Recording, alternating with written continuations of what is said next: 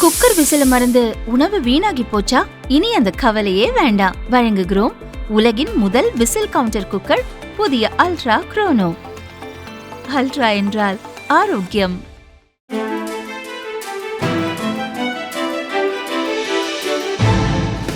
தட்டை, சீடை, முறுக்கு, ரிப்பன் போகடா, அதிரசம், என்ன வேணாலும் செய்யுங்க. ஒரே ஒரு 5 லிட்டர் இதய மந்த்ரா கடல் எண்ணெய் பேக் ஒரு மாசம் முழுசுக்கும் அத்தனை சமையல முடிச்சு விடலாம். இதய மந்த்ரா.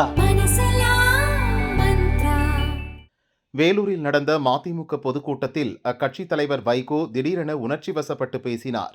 பல அதிர்ச்சி தகவல்களை வெளியிட்டார். மதிமுகவின் அவைத் தலைவராக இருந்த திருப்பூர் துரைசாமி தொழிற்சங்கம் என்ற பெயரில் 300 கோடி ரூபாய் சொத்துக்களை அபகரித்து விட்டார் என்று பரபரப்பு கிளப்பினார். இதற்கு பதிலடி கொடுத்த மதிமுக முன்னாள் அவைத் தலைவர் துரைசாமி வைகோவுக்கு மனநிலை பாதிக்கப்பட்டு விட்டது என்று சாடியதோடு அவர் மேல் பல பரபரப்பு குற்றச்சாட்டுகளையும் அடுக்கினார். வைகோ அவர்கள் விழுப்புரத்தில் பேசுவதற்கு முன்பாகவே மறுமலர்ச்சி திமுக பொதுக்குழு கூட்டத்தில் பேசினார். அப்பொழுது நான் அவருக்கு கடிதம் எழுதினேன். சங்கத்தின் சொத்தை பற்றி கடிதம் எழுதினேன். அதற்கு அவரால் பதில் சொல்ல முடியவில்லை. அது மட்டுமல்ல, சங்கத்தினுடைய சொத்து என்பது சங்கத்திற்கு தான் கட்டுப்பட்டதை தவிர அரசியல் கட்சி கட்டுப்பட்டது கிடையாது.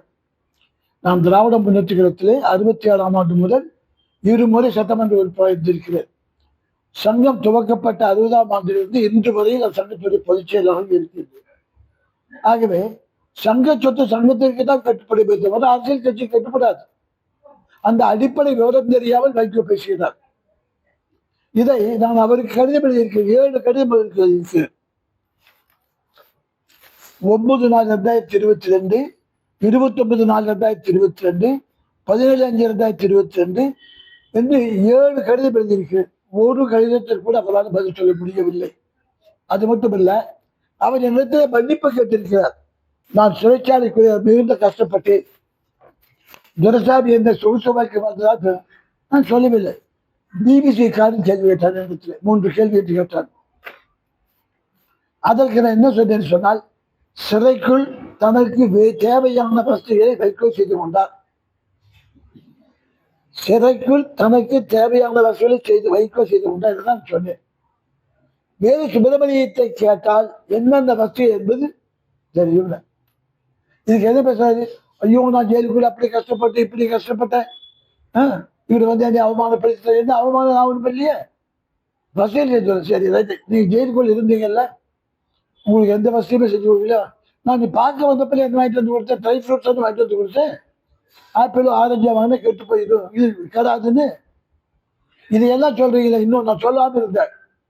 நீங்க விளையாட பையனை வந்தீங்களே, அப்ப வந்து மத்தியானம் வீட்டுக்கு தான் வந்தீங்க. அப்ப இருந்த அருளையர் என்ன சொன்னாரு? சில்லி ஃபிஷ் வேணும், சில்லி சிக்கன் வேணும் கேட்டாரு. வாங்கிட்டு வந்து கொடுத்து சாப்பிட்டீங்களா இல்லையா? நீங்க சொல்ல ஆரம்பிச்சதெல்லாம் சொல்றேன். இல்லை சொல்ல முடியுமா? என்ன உங்களுக்கு ஈரோடு மாநாடு நடக்குது, பதவிச்சம் கரூர் மாநாடு, கார் வாங்கி கொடுத்தோம். யார் கார் சாமி கொடுத்தா? நான் தான் வீட்டில் கொடுத்தேன். நானும் மாசிலாமணி கணேசு கொடுத்தா நாங்கள் இருந்தோம். இவ்வளவு தூரம் பேசக்கூடியவர் மறுமலர்ச்சி திராவிட முன்னேற்ற கழகத்திற்கு பொருளாதார பதவி இருக்கிறது. கண்ணப்பன் இருந்த வரையில் அவர் தான் கையெழுத்து போட்டு பணம் எடுத்தார். கண்ணப்பனுக்கு பிற்பாடு மாசிலாமணி இருந்தார், கணேசமூர்த்தி இருந்தார். செக்மூர்த்திய புத்தகத்தை பார்த்திருக்கிறார்களா? கையெழுத்து போட்டதுண்டா? எல்லாம் இவரே தான் எடுத்து சொல்ல செய்தார். இதெல்லாம் பின்னாலே தான் நமக்கு தெரிய வருகிறது. இந்த விவகாரம் வந்ததற்கு பிற்பாடு என்ன என்று பார்த்தால் தான் இது தெரிகிறது.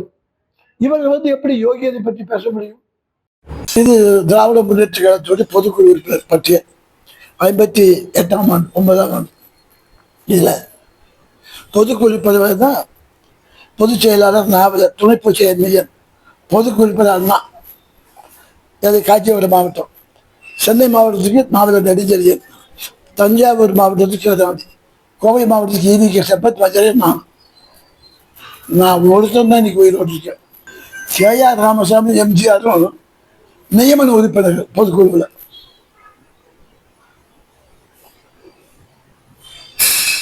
அப்போ என்னை விட இன்னைக்கு திமுகவிலையும் சரி எந்த கட்சியும் சரி அண்ணாவோட சீனியர் யாரும் கிடையாது.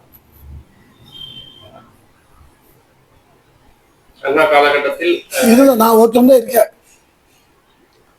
இப்ப இருக்க திமுக எல்லாருமே பின்னால வந்தவங்க தான். நான் எம்எல்ஏவா இருக்கும் துறைப்பூர் காலேஜில் படிச்சுட்டு இருக்கேன். நான் பொதுக்குழுமா இருப்பேன். வைகோ வந்து ஹைஸ்கூலில் படிச்சுட்டு இருப்பேன்.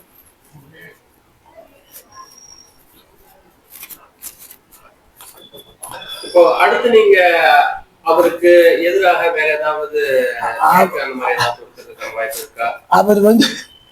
அவர் வந்து மனநிலை ரொம்ப பாதிச்சிருக்காரு. அதில் போய் அவருக்கு ஒன்றும் செய்ய வேண்டியதில்லை. அவர் செஞ்சதுக்கு தானே அனுபவிச்சுக்குவார். அவர் ஒன்றும் செய்யவே வேண்டாம், பாவம்.